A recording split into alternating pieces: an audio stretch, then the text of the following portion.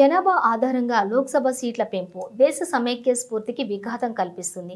దశాబ్దాల నుంచి దక్షిణాదిపై కేంద్ర వివక్ష కొనసాగుతుంది.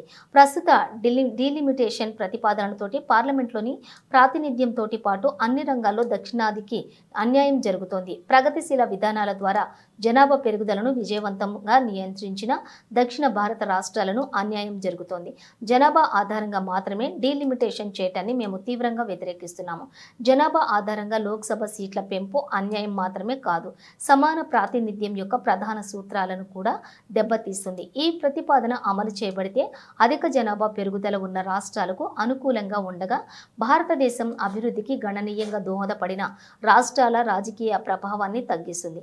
ప్రగతిశీల రాష్ట్రాలను శిక్షించకుండా పార్లమెంటరీ సీట్లను పెంచాలనే డిమాండ్ దక్షిణ భారత రాష్ట్రాలకు సీట్లను తగ్గించడానికి బదులుగా అన్ని ప్రాంతాలకు న్యాయమైన ప్రాతినిధ్యం ఉండేలా మొత్తం లోక్సభ సీట్ల సంఖ్యను దామాషా ప్రకారం పెంచాలని మేము డిమాండ్ చేస్తున్నాము.